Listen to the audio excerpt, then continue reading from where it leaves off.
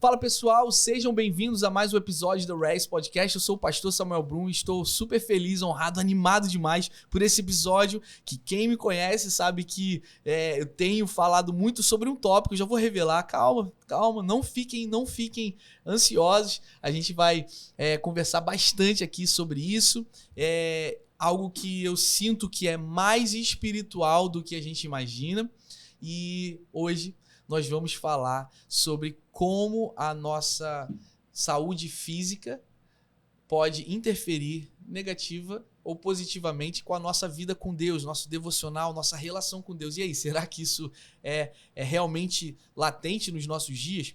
E eu tenho a honra de anunciar para vocês aqui o convidado desse episódio, nosso amigo, Doutor Sérgio Malafaia Godinho.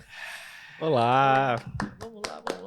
Olha só que muito prontificamente atendeu o nosso pedido. Então, meu amigo, eu gostaria de te agradecer, honrado por você estar aqui com a gente e dar essa aula aqui, que eu sei que vai ser muito legal. A gente conversou um pouquinho do que vai ser falado e eu tenho certeza que vai abençoar muita gente. Amém. Vai abençoar a mim, vai abençoar as pessoas que vão estar ouvindo esse episódio aqui. Então, eu queria te agradecer por estar aqui se disponibilizando, falar com a gente do que Deus tocar no seu coração. Obviamente é uma questão muito técnica, você como profissional pode trazer alguns assuntos técnicos, mas também a ideia é qual é a relação com isso. Mas antes de você começar já a responder, e aí, existe de fato, você acredita que um impacto positivo ou negativo na nossa relação com Deus a partir da nossa vida física, nós como corpo, mental e físico? E fala pra gente, Doutor Sérgio, por que você escolheu medicina? Quanto tempo você está formado? Se você tem uma área específica, né, que você atua, fala aí pra gente dessa paixão. Bom, primeiramente gostaria de agradecer a Deus aqui pela oportunidade de estar aqui com vocês e muito obrigado pelo convite. Bom, eu sou o Sérgio, eu sou médico, eu me formei no ano de 2018 e eu fiz a especialização em oftalmologia. Legal. Já tenho mais ou menos 1 ano e meio, 2 anos aí de especialidade, e eu escolhi a medicina por causa dos meus pais, né? Tanto meu pai quanto minha mãe são médicos. Não tinha como correr. Claro, não tinha. Nem chegou a pensar em cogitar em outra área. E isso é engraçado. Sempre quis. Sempre foi, sempre foi. Porque assim, eu lembro, eu criancinha assim, aí a formatura lá do prézinho, né? Como a gente chamava. O que você quer ser quando crescer? Era sempre falando, eu quero ser médico. E nunca pensei, de fato, em outra coisa. Que bom. E eu vivia a rotina dos meus pais, né? Então, tanto as coisas boas quanto as coisas ruins da profissão, sim, assim, as dificuldades. E foi por isso, escolhi mesmo. Eles também eram oftalmologistas? Não, a minha mãe, oftalmologista, o meu pai, ele fez clínica médica e anestesia. Legal. Mas me deu muita força aí também. Você tem irmãos ou você é filho único? Eu tenho 2 irmãos e uma irmãzinha caçulinha, que tá aí com 5 aninhos de idade. Legal. Mas nós somos em 4. Então, mas os teus irmãos se formaram e fizeram medicina também ou não? Não, o meu irmão do meio, ele tá na faculdade de medicina, tá no internato, acho que o 5º ano agora. Legal. O meu irmão mais novo, Rafael, ele tá fazendo engenharia de telecomunicação e a pequena tá estudando ainda. Então, o Rafael traiu o movimento da família. Que isso, né? Que desertor, né? Mas tudo bem, você perdoa, né? Porque você é crente também, exatamente. Né? Fomos ensinados Pessoal, a isso. Esse cara aqui, ele é médico, mas assim, ele é um homem fervoroso no Senhor, né? Que tem um conhecimento por isso que também eu fiz questão de falar com você, porque além de você saber desse tema técnico, você entende os princípios da palavra de Deus, você ama a palavra de Deus. Glória a Deus. Então, cara, é muito bom ter você aqui. Então, pode responder essa pergunta aí. Sérgio, o que você acha sobre essa questão? Como pastor, cara, o que acontece? Às vezes eu tô percebendo algumas pessoas esmorecendo na fé, e eu sei que existe uma batalha espiritual absurda, inúmeras razões por aquilo acontecer, mas também eu percebo que, dependendo do caso, eu pergunto muito para as pessoas assim: você tá dormindo bem? Você tem comido bem, você tem se exercitado, por quê? Não é que isso vai solucionar, mas isso pode ajudar. E aí, o que você acha disso? Pode ajudar? Pode prejudicar a relação com Deus, com as pessoas com Deus? Bom, eu não tenho dúvida de que a nossa questão física, emocional, ela influencia diretamente o nosso relacionamento com Deus. Isso é evidente, você olha para as pessoas, você sabe exatamente que às vezes o problema não é na área espiritual, é um problema de uma outra área. Mas uma coisa que eu acho muito interessante é que C.S. Lewis, num livro que, se eu não me engano, Cristianismo Puro e Simples, ele fala que nós não somos uma loja de departamentos, né? Legal. A loja de departamento, ela tem lá as suas áreas todas divididas, cada coisa no seu devido lugar. Tem a parte secular, tem a parte física, emocional, mas não, nós não somos uma loja de departamento, nós somos um todo, nós somos uma integralidade. Então, o ser, ele é um ser biopsicossocial, espiritual e de forma integral. Tudo isso está completamente interligado. Não existe algo que não seja sagrado. Não existe algo secular e uma coisa sagrada. Perfeito. Tudo é sagrado, né? Então isso para mim fica bastante claro, porque às vezes um problema que a gente julga como um problema físico, ele tem gênese e tem origem numa questão emocional e espiritual e assim por diante. Então eu não tenho dúvida disso. Nós somos um ser integral. Pô, isso é muito bom. Esse livro é um livro muito bom que você citou, e essa questão da loja de departamento, muito interessante, né? A gente vai falar bastante sobre, antes da gente começar aqui, a gente conversou um pouco sobre uma amplitude espiritual, né? Periférica, e a gente vai usar, inclusive, muito um site que vai falar muito sobre essa questão, porque parece que otimiza a nossa relação com Deus quando, em todas as áreas da nossa vida, nós estamos engrandecendo Deus, né? E é muito interessante, porque quando em Colossenses capítulo 3, ele vai falar sobre em tudo que a gente fizer, faça de todo o coração, como se fosse para Deus. E aí, tudo é tudo. Nossas emoções, e é o senhorio de Cristo na sua integralidade. É bem importante a gente analisar que o Senhor, Deus não é o nosso Senhor nos domingos. Deus não é o nosso Senhor quando estamos num culto, ou então quando estamos lendo a Bíblia. Deus é o nosso Senhor e Ele nos comprou. Essa ideia de que Deus é Senhor precisa estar muito fincado no nosso coração, né? Nós pertencemos a Ele, ou seja, tudo que somos e fazemos para glorificar a Ele.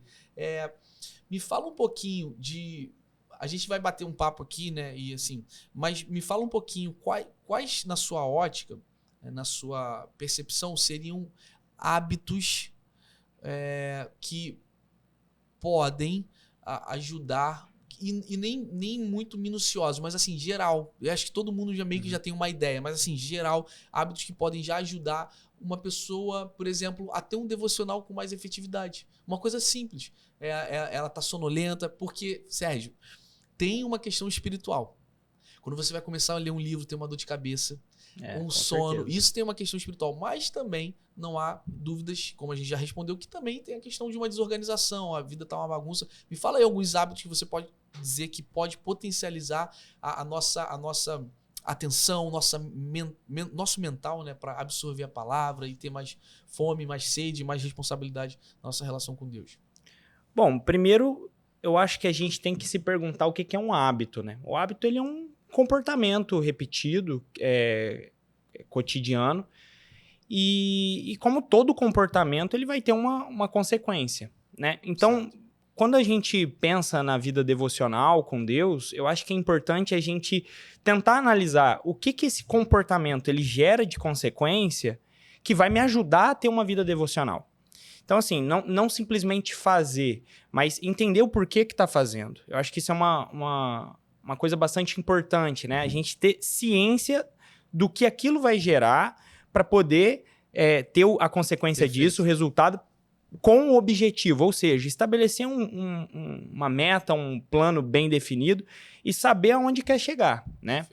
Então, basicamente assim, a gente pode citar aqui inúmeros comportamentos que vão, mas basicamente, desenvolver o hábito da leitura, desenvolver um hábito de práticas de exercício físico para ter a condição física para um momento de devocional, uma organização financeira, por exemplo, porque a organização financeira, quando nós temos que desenvolver uma renda extra por causa de uma conta ou uma desorganização nossa, a gente tem menos tempo, né, para uma prática devocional, o nosso foco, as nossas ansiedades, às vezes nos atrapalham nesse tipo de situação, né? Mas, como um todo, hábitos, de um modo geral, eles vão gerar algum tipo de consequência e vão influenciar diretamente na questão devocional com Deus. Você falou uma coisa que chamou minha atenção, assim, bem, obviamente, o lance de preocupação extrema, ansiedade é absurdo, né? Isso tem inúmeros fatores, mas beleza, a gente não vai entrar muito nisso. Porém, eu vi uma reportagem falando sobre, e eu não sei se você concorda com isso, mas que a ideia da dopamina, ela é algo que motiva a pessoa a sair da cadeira e ir para uma academia, sair de casa. E a serotonina é o lance da recompensa. Tipo assim, a alegria porque você fez. Não sei se isso faz sentido. Porém, quando o cientista estava falando, eu posso estar falando uma besteira aqui, tá? Mas você me fala um pouco sobre esses... São hormônios? São neurotransmissores. Neurotransmissores. Tá, beleza. Me explica aí um pouquinho sobre isso. Mas o que eu estava achando muito interessante é que ele falou o seguinte, tem um lance de nos mover, nos motivar, nos deixar energizado, e o outro tem aquela coisa da recompensa, de alegria de concluir algo. Mas enfim, eu estava pensando muito sobre isso. Existe algo que a gente pode trabalhar na mente e a ansiedade nos oprime, nos deixa mais isolado, e se existe alguma coisa, um hack, né, cerebral, não sei se eu estou dizendo a palavra certa, mental, que pode nos mover, e na nossa vida espiritual, até mesmo na nossa vida espiritual, muito semelhante a uma academia. Eu não quero ir na academia, eu não quero pegar o peso, mas quando eu faço, foi bom. E isso tem muito a ver na nossa vida espiritual. Olha, sabe, tá nublado, eu olho pra fora, eu não vou pra igreja hoje, vai chover.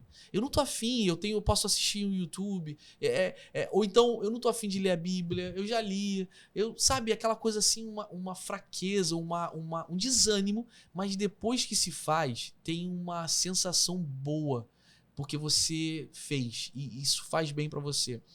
Me explica um pouquinho sobre se existem alguns hacks nessa questão cerebral, você falou desses neurotransmissores, né? Que podem ajudar a gente a trabalhar melhor isso ou não? Ou isso é medicação, ou é uma questão disciplinar? Como é que você vê isso aí? Então, basicamente, os neurotransmissores, eles são substâncias que são estímulos, né? Os neurônios, eles se comunicam e a resposta de um neurônio para o outro, ele é emitida através dos neurotransmissores. Então, essas substâncias, eles vão de um neurônio para outro e transmite um estímulo. E esse estímulo, ele vai ter algum tipo de repercussão no corpo, né? Pode ser na frequência cardíaca, no funcionamento do corpo de um modo geral, mas também nas sensações, nos sentimentos, nas relações, né? Então, os neurotransmissores, eles são muito importantes nessa modulação, né, das sensações. Então, alguns tipos de atividades, eles vão estimular a liberação de alguns neurotransmissores específicos que vão gerar esse sentimento que você está falando. Então, basicamente, por exemplo, você deu o exemplo aí do exercício físico. Quando você inicia um exercício físico, você tem a liberação de dopamina, por exemplo, que é o que vai te dar a motivação. E quando você termina a prática do exercício físico, como uma forma de recompensa, você se sente bem. Por quê? Porque esses neurotransmissores estão sendo liberados cada vez mais. Então, o fato de começar e o fato de terminar estimula a liberação de dopamina, por exemplo, que vai gerar essa sensação de bem-estar e prazer. Mas não somente ele. O exercício físico, por exemplo, vai liberar a serotonina, que vai dar esse sentimento de que tá tudo bem, a sensação do bem-estar, propriamente dito, a alegria. Assim, né? A alegria vai melhorar o meu humor, vai melhorar o meu sono. E também a endorfina. A endorfina é um neurotransmissor que é um analgésico natural, por exemplo. Ele vai melhorar a nossa resposta à dor. Então, você tem liberação de vários neurotransmissores ali que vai gerar essa sensação de que você está fazendo algo bom. Então, de um modo geral, as atividades, as metas, o estabelecimento de meta e o cumprimento de meta desencadeia essas respostas cerebrais, né, no nosso corpo. Então, assim, vamos entrar num assunto polêmico. Tirem as crianças da sala agora. Sérgio, cara, você já percebeu que na cultura cristã, a galera da igreja não valoriza... Claro que muitas pessoas estão acordando agora, né, sobre esse tema, mas assim, eu percebo que muitos, até mesmo pela pandemia, que nos alarmou de alguma forma, óbvio, a gente tinha que estar saudável ali, sabendo que isso influenciava de alguma forma, mas assim, tem muito pastor, muito líder, porque eu sou pastor e, para mim, eu nunca fiz terapia. E acho que quem faz é maravilhoso, eu não condeno, acho que deve ser feito. Eu nunca fiz, mas eu realmente sinto que a minha atividade física é terapêutico para mim, me ajuda emocionalmente, porque a gente está falando de pessoas com... É uma drenagem emocional, você está ali com irmãos e irmãs que estão passando por problemas, lutas, e você está se compadecendo daquilo. Cara, aquilo é muito pesado. Então, assim, é muito interessante você observar que na vida da igreja, muitos líderes cristãos, muitos líderes da igreja, eles não têm esse lugar de fuga. E estão ali acumulando problema, vendo o dinheiro da igreja, os irmãos que estão com dificuldades, os pastores, né, estão ali, de alguma forma, absorvendo esses problemas, aflições das pessoas, que é o papel do pastor, ajudar, mas não consegue, de alguma forma, ter... Então, assim, parece que na cultura da igreja, a gula é um dos pecados que a gente ri, a gente brinca, a gente como se fosse assim, algo culturalmente propício, aceito, e isso é um problema, cara, porque é pecado. E aí, você acha que a dieta também é uma... Você acha que na igreja... você percebe isso, ou percebeu ou não, que de alguma forma pode estar interferindo na saúde dos pastores, porque, cara, é uma questão espiritual, mas também muito emocional. E sim ou não, você acha que a gula não é uma coisa que a gente meio que passa desapercebido ali, meio que a gente faz vista grossa? Crente, nunca... Vocês já ouviram essa piada? Não sei se vocês já ouviram essa piada. Todo Natal, todo evento de igreja, né? Crente não bebe, né? Mas come bem, viu? Toda hora, né? É que nem aquela ceia do Natal que tá sempre aquele... Que tem um pavê que a tia traz, né? É sempre aquela tia, né? Pavê não é pra ver não, né? É pra comer. É uma piada assim muito original. Não sei se vocês já ouviram. Comenta aí se vocês já ouviram essa piada. Mas fala aí sobre essa questão. É cultural? Parece que sim, né? Não, com certeza, né? Eu sou crente e eu gosto de comer, viu? Eu também. Não, mas assim, é claro que como a gente iniciou a nossa conversa, né? Os hábitos e os comportamentos, eles vão influenciar no todo, né? Eles vão influenciar de alguma forma. E a dieta, ela é importantíssima, porque além da questão das consequências físicas que ela gera, né? Que a gente sabe, né? Comeu em demasia, comeu em excesso, você vai ter... vai engordar, vai ter problemas cardiovasculares em decorrência disso. Mas também tem uma questão que a alimentação, a comida, ela também influencia na nossa disposição física.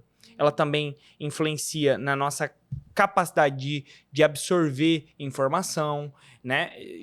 Por exemplo, já comeu uma feijoada daquela bem gorda e tentou fazer alguma atividade que exigiu de você, cognitivamente falando, Doideira, né? Você não consegue, você fica sonolento, você fica com dificuldade para exercer esse tipo de função. Então, você vê que a alimentação ela tem uma relação direta com o seu estado de humor, com o seu estado de produtividade. Uau. E também, isso no longo prazo também vai ter uma certa influência nessas coisas todas, né? Assim como todos os outros hábitos envolvendo o nosso corpo.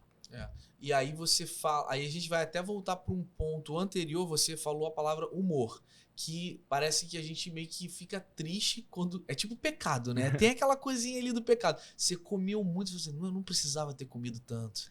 Não precisava ter comido essa besteira. Parece um pouco do pecado. E a questão emocional também tem uma relação com o nosso sistema imunológico, né? Sim, com Afeta, certeza, afeta, né? A gente...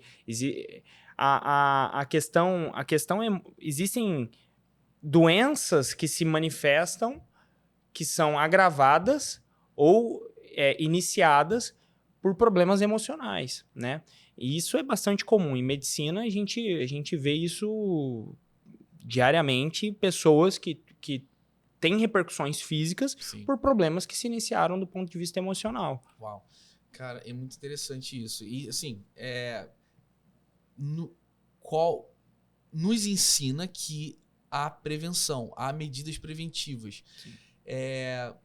Eu estava conversando com você aqui um pouquinho antes sobre a ideia de... Fala um pouco pra gente sobre o que você acha, até à luz da palavra, a ideia de projetar em Deus uma solução, tá? De um Deus que cura e pode curar. Nós cremos que Deus pode curar, tá?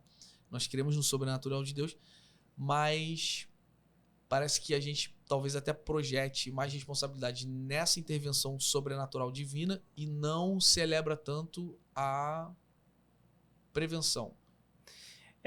Eu acho isso muito complicado, porque assim, quando a gente vai estudar a palavra de Deus, a gente vê que existe uma orientação na palavra para que a gente semeie bem, né? Quando você vai lá em Gálatas, capítulo 6, versículo 7, se eu não me engano, ele vai falar o seguinte: de Deus não se zomba. Aquilo que você semeia, você ceifará. Ou seja, aquilo que eu passo a minha vida semeando, cultivando, os hábitos que eu desenvolvo ao longo da minha vida, ele vai ter uma consequência. E eu vou ter que lidar com ela, e é da minha responsabilidade as consequências. É claro que Deus, ele é um Deus poderoso para nos salvar, né? Quando Jesus estava sendo tentado pelo diabo, lá em Mateus capítulo 4, Jesus ele é levado a um alto lugar e o diabo fala para ele: se joga daí, porque tá escrito na palavra que Deus ele dá ordem aos anjos ao seu respeito. E Jesus fala, mas também está escrito que não tentará o Senhor teu Deus, não colocará o seu Deus à prova. Então, você, de forma proposital, a Bíblia ela orienta de forma enfática e bastante clara que você não deveria estar tomando algumas atitudes, alguns comportamentos que vão gerar essas más consequências, porque não é de responsabilidade do Senhor operar um milagre por uma consequência de uma escolha sua, né? Provérbios 27, ele vai falar o seguinte, que o sábio, ele antevê os riscos, os perigos e se prepara para ele. E o ingênuo corre como cego e sofre as consequências. Então, a palavra de Deus, ela é clara quando ela é enfática. Prevenir é melhor do que orar pela cura, esperar que exista uma ação sobrenatural a esse respeito. Mas Deus, ele é Deus soberano. Sim, e ele pode fazer todas as coisas. Mas isso daí foi muito bom. Essa declaração aí foi uma sacada excepcional. A Bíblia é muito rica, cara, de conselho, de sabedoria. Isso e uma riqueza de praticidade também, né? E é muito interessante que traz para nós a responsabilidade, né? Então, olha só, você que tá assistindo a gente, Sérgio, você também pode comentar sobre isso. Nem tudo é o diabo. Não. Nem tudo é o diabo, sabe? Nem tudo é guerra espiritual. Pode ser. Em alguns casos, sim. E aí, Deus vai nos dar discernimento. Também acreditamos que isso pode acontecer.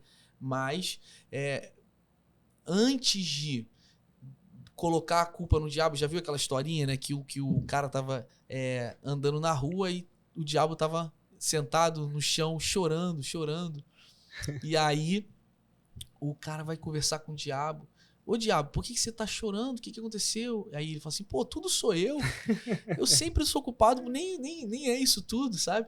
Então, porque a gente, de novo, tem talvez essa facilidade em terceirizar a responsabilidade e culpar. As coisas são espirituais, tô sendo atacado, eu tô sendo perseguido aqui, o espinho na carne. Então, sim, nós podemos entender que de alguns casos isso possa acontecer, nós não estamos também generalizando.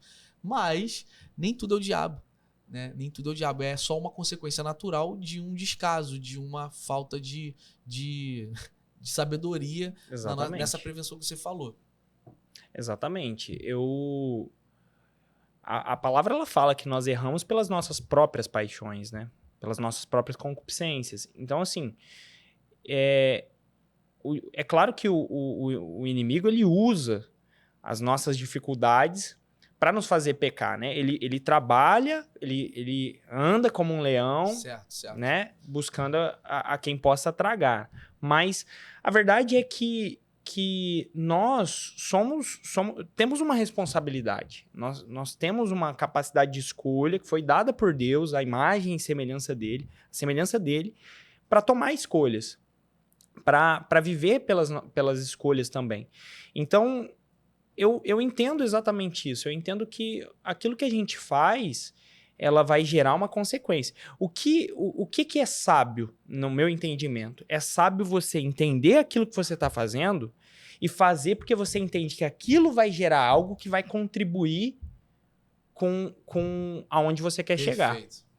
E nós, como cristãos, eu acho que o nosso principal objetivo é o relacionamento com Deus. Isso. Então, se eu faço algo que eu sei que vai me gerar algo que vai gerar relacionamento com Deus, eu tô no caminho certo. Mas tem um outro problema, tem um outro extremo que também não é o que a gente, obviamente, está querendo impulsionar e gerar aqui, mas fala um pouquinho também qual é o outro extremo que é exatamente antagônico a essa deficiência, né? Exatamente. Eu entendo que você pode usar dos hábitos, da prática do exercício, da dieta, das terapias psicológicas, você pode usar disso tudo, mas isso tem que ter como objetivo o relacionamento com Deus e a glória de Deus.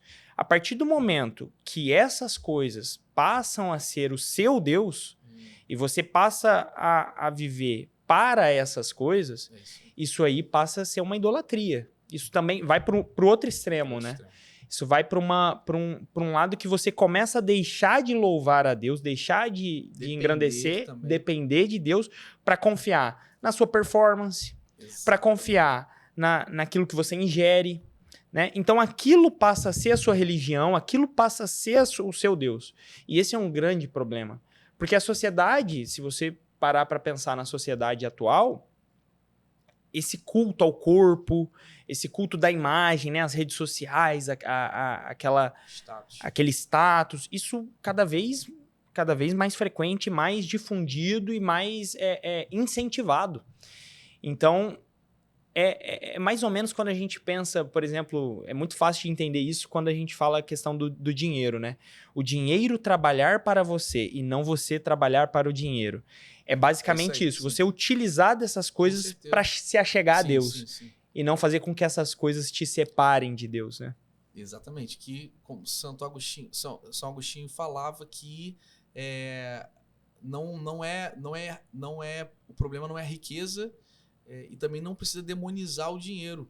Agora que provavelmente se a gente começa a amar o dinheiro, nós não temos como amar a Deus. Não tem como servir a dois senhores, né? Não tem como. E na verdade, Mamon, que no Evangelho de Mateus, Jesus vai falar sobre riqueza. Não é necessariamente o dinheiro, mas esse apego, né? Apego material, né? Apego material. E assim, e tem esse extremo também da vaidade. Acho que, cara, com a era digital, nunca houve tanto apelo à vaidade, ao status, ao exterior.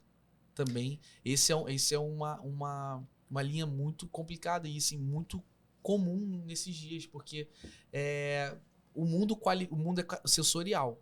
O ser humano é sensorial, então ele qualifica você pela aparência. Exatamente. Então ele vai dizer que alguém é digno daquela amizade ou da tua confiança até só pela aparência. Então esse mundo sem Deus valoriza demais isso. Valoriza demais isso. Então, cara, com certeza isso, inclusive, lembra a história de Davi quando não foi escolhido, por causa da aparência. E aí o que Samuel fala para o pai de Davi, né? Que Deus não vê, Deus não está enxergando o exterior, né? Deus enxerga o interior. Mas o mundo, ele qualifica muito pela aparência. Então esse definitivamente é um extremo que é tão doentio quanto o mau administrador, que não está cuidando do seu corpo, que está sendo descuidado, né? Exonerado com a sua saúde física, né? Mas uma coisa que eu acho interessante também é o seguinte, isso tudo você evita quando você descobre o real valor que é a pessoa do Senhor, né? Isso. A palavra, ela diz, né, que onde está o nosso tesouro, está o nosso coração. Então, assim, quando você se expõe à presença de Deus e você vê que não existe nada mais valioso do que isso, Exato. Todas as outras coisas passam a ser secundárias. Então, assim, é aquilo que está descrito também, né? Ele vende... Aquele cara tem um campo, ele vende o campo porque ele descobriu um valor muito maior em algo. Exato. Então, ele vende tudo que ele tem, vende todos os seus bens, porque aquilo tem muito mais valor para ele. Então, quando a gente fala da questão dos hábitos, dos nossos comportamentos, quando a gente se expõe à presença de Deus e quando a gente entende que Ele tem valor, todas essas coisas não vão conseguir assumir a primazia, né, da nossa dedicação. Muito bom, não vai preencher. Ou então vai preencher, saciar temporariamente. Então a gente tem que ficar que nem constantemente procurando essa fonte, né? E é o que a maioria das pessoas, quando a gente fala dessas questões desses hábitos, né? Por exemplo, a prática física, a dieta. Vira um culto, né, cara? Vira um culto. Por quê? Porque você, por exemplo, tem a prática física, aí você tem aquela descarga de neurotransmissores que a gente conversou aqui um pouquinho, e aí a pessoa se sente bem. Mas aquilo é momentâneo, porque os níveis desses neurotransmissores vão começar a cair. E aí a pessoa, ela vai entrar novamente naquele estado sem sentido, sem significado, e aí ela vai buscar novamente. É uma fonte de água que vai se esgotando, e aí você vai atrás novamente. Então é isso, né? São sensações que vão e vêm, vão e vêm. Uau. E a gente sabe que a fonte de água viva é a pessoa de Jesus. Ele sacia. Quem tomar dessa água, ela não vai voltar a ter sede. Isso daí tem muito a ver também com a pornografia. Na verdade, todo vício, né? Sim, todo vício, ele não te sacia, ele sacia durante um tempo, você sempre quer elevar mais aquela relação com aquele vício de quantidade ou uma coisa nova que você não consegue, por exemplo, na pornografia, por exemplo, você não consegue se saciar com o que você vê há 2 anos, há 1 ano. Você quer ver uma coisa nova, você quer aprofundar. Né? Porque o que acontece na questão da pornografia? A pessoa que ela vê um vídeo pornográfico, ela tem um boom desses neurotransmissores que a gente discutiu aqui, e ela sente um estado de euforia, uma sensação muito legal, é um ápice de prazer. Só que conforme ela vai se submetendo a esse mesmo estímulo, esse boom já não passa a ser da mesma forma como foi na primeira vez. E aí aquilo, a pessoa, ela quer voltar a ter aquela sensação. Então ela vai se submetendo cada vez mais, ela vai gastando cada vez mais tempo. Sim. Daqui a pouco ela tá vendo qualidade de vídeos diferentes para tentar ter a mesma sensação. E aí quando vê, o cara tá completamente perdido, como uma droga. Né? Como uma droga. As drogas é a mesma coisa. Elas vão lidar na questão do sistema recompensa. A dopamina é um neurotransmissor que está relacionado com o sistema recompensa. Ela dá motivação, quando você faz, ela volta também a aparecer. E então as pessoas, essas drogas, elas agem no sistema recompensa, porque assim que você faz, você tem uma descarga dessa sensação. Isso é muito perigoso, porque as pessoas, elas se tornam escravas da sensação, escrava daquela situação para gerar essa sensação. Cara, a gente não conversou sobre isso. Não sei se você vai conseguir responder, mas isso não se adequa muito ao vício de estímulos externos, até mesmo na vida da comunidade de fé? Como pastor, por exemplo, eu percebo que a pessoa tá sempre, eu preciso de uma conferência, ou eu preciso de um culto, tal, e não é errado, mas ela acaba ficando, mas ser dependente disso, isso pode ter uma relação com esses neurotransmissores? Claro, porque é aquilo que eu falei. Às vezes, o fato de você estabelecer uma meta, começar a meta e cumprir essa meta, você vai ter essa sensação de prazer. Então, as pessoas, elas se apegam ao ativismo, elas se apegam ao fazer e para continuar tendo essa sensação, né?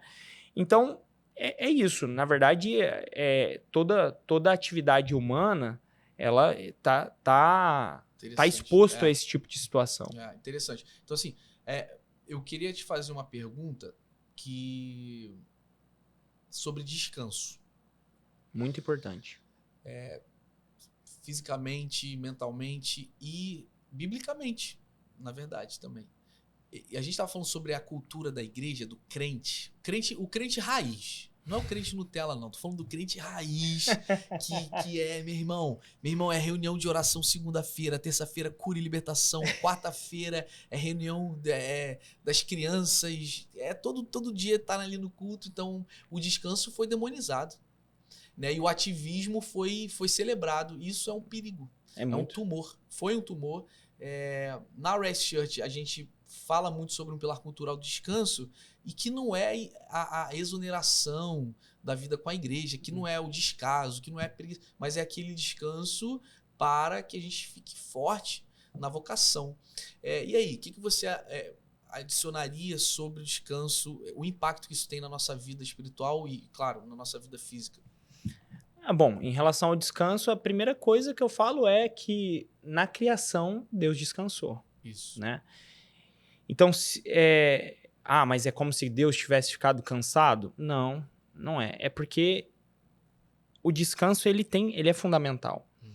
Ele é fundamental para colocar as coisas em ordem, para restaurar e restabelecer aquilo que saiu daquele equilíbrio inicial, perfeito, né? Então,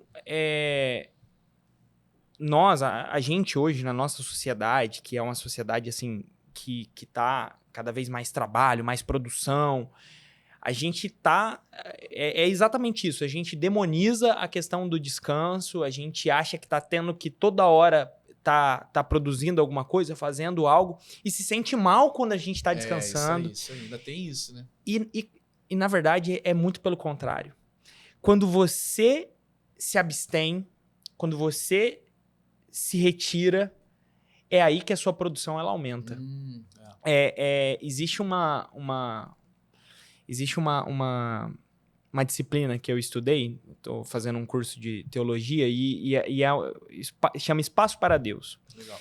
E ela fala exatamente sobre isso, que às vezes as nossas ocupações e os nossos entretenimentos, eles tomam tanta nossa atenção, a nossa presença, que fica difícil de ouvir a pessoa de Deus, fica difícil de criar um espaço para Deus. Que ele dá o exemplo até de um copo de água, né? Quando o copo ele tá cheio de água, você não consegue colocar mais água dentro dele. É necessário que ele se esvazie. Exato. Para que volte a encher de água. Então, muitas vezes, a gente não consegue ter a nossa melhor performance porque nós estamos cheios. Estamos cheios. Não entra mais água, não entra mais informação, não entra mais foco. Saturado. Tá saturado. A gente precisa se esvaziar. E na vida espiritual isso é uma realidade. Exato. A gente tá cheio de ocupação, cheio de entretenimento. Quando a gente se retira, aí a gente ouve a voz do Senhor. Quando a gente se esvazia, ele nos enche da presença dele. E isso é muito, muito agradável. Muito espiritual. Uma disciplina espiritual. Porque não é entrar na caixa do nada, botar ali num filme e ficar assistindo seriado. Não é isso. Não é isso. A ideia é ser proposital, ser intencional na solitude. Na solitude. Que é ficar sozinho e meditar e contemplar Silêncio. e no silêncio. Todas essas coisas, não apenas... Porque o que aconteceu? Na década de 70, o homem, e isso aconteceu muito em Hollywood, que começou, por exemplo, a criar aquela imagem do homem trabalhador de segunda a sexta, cansado, que chegava em casa, abria uma lata de cerveja, sentava na poltrona e ficava assistindo televisão a noite inteira. Isso foi muito celebrado pela cultura hollywoodiana, que inclusive tem muito a figura do Homer Simpson. Da família dos Simpsons, que é aquele pai negligente, exonerado, irresponsável, meio sem noção, que era o cara obeso, que trabalhava e chegava em casa, mas a poltrona tava ali bebendo a cerveja, ficava vendo televisão. E isso se reflete muito... Não, olha, agora eu mereço meu descanso. Então, mas não é esse descanso que a Bíblia fala. Não é. Não é essa a irresponsabilidade, como um homem, que um pai, por exemplo, ele chegando em casa, ele tem que se dedicar à sua família, seus filhos e à sua esposa. E descansar tem a ver com uma proatividade, ser proativo em descansar. Exato. E não apenas a sobra. Porque muitas pessoas acham que descansar é a sobra do dia, ou então aquela coisa, eu vou tirar férias. E essa cultura do sabático de uma vez por ano tirar férias, ela é celebrada e quando você volta para casa, você volta com depressão. Por quê? Porque ela deve ser cultivada. Semanalmente você tem que descansar.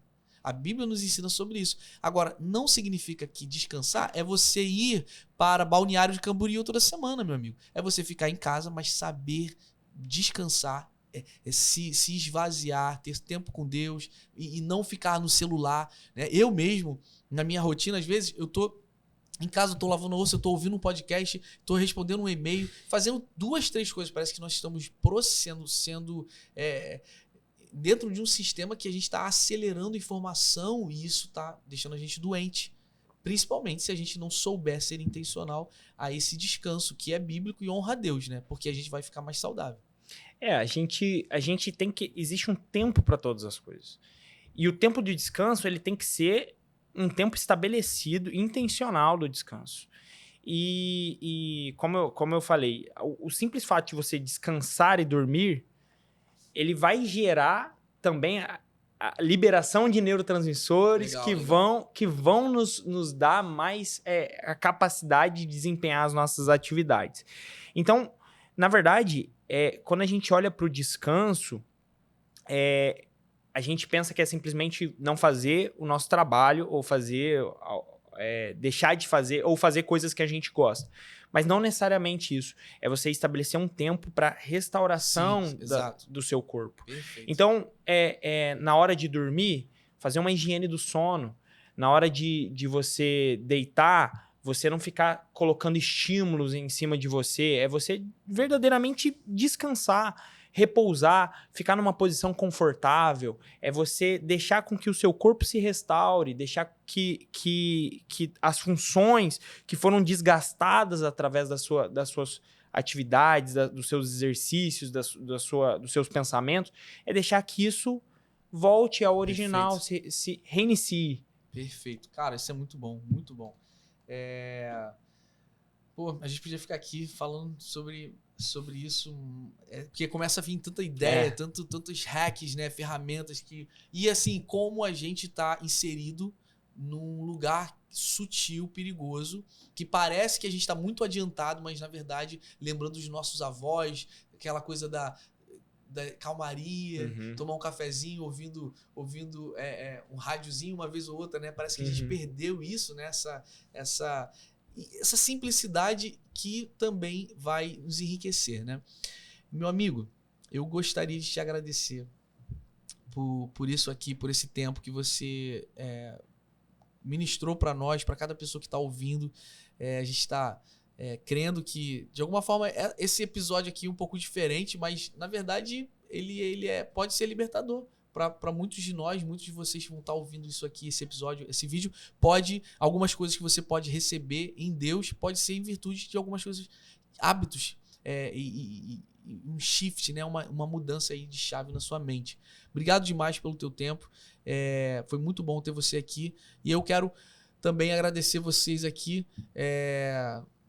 para agradecer por vocês estarem com a gente e também compartilha esse vídeo com teus amigos, teus familiares, porque vai vai edificar essas pessoas, tá bom? Sérgio, me dá umas palavras finais aqui para os irmãos, para as pessoas que vão estar assistindo esse episódio aqui da Raise e algumas considerações finais que você acha que pode ser proveitosa pra gente, e a gente vai se despedir.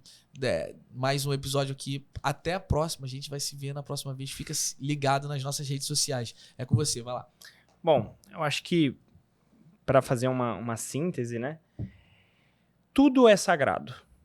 Tudo é sagrado. Não tem o que é secular e o sagrado é apenas uma área da nossa vida. Não, tudo é sagrado. Que o nosso corpo, que a nossa mente, que a nossa profissão, que a nossa família, que as nossas relações sociais, que elas sejam para a honra e para a glória do Senhor. Tudo o que a gente faz que seja para exaltar e louvar o nome do Senhor. Se a gente tiver isso em mente, a gente vai começar a se perguntar se isso é bom ou se não convém. Porque pode ser lícito, mas às vezes não convém realizar. Então, se a gente tiver em mente que tudo aquilo que nós fazemos e todas as áreas são áreas para exaltar o nome do Senhor, a gente vai começar a selecionar os bons hábitos que vão gerar boas consequências. Então, basicamente, eu sei que se a gente for entrar nesse tema, a gente vai ficar aqui muito tempo, né? Falar de coisas técnicas. Tentei não ser muito técnico, assim, para para ser um pouco mais claro. Mas a questão é que eu acho que é isso. A gente tem que ter noção da importância dos nossos hábitos, dos nossos comportamentos e como isso louva o nome do Senhor. Quer comais, quer bebais. Faça para a honra e para a glória do Senhor. Então é isso, cara. Excelente síntese e muito bom. Valeu demais. Tamo junto. Eu que agradeço. Muito bom estar com vocês. Gente, bom. Mais um episódio se finaliza. A gente se vê na próxima. Amamos vocês. Que Deus abençoe. Valeu.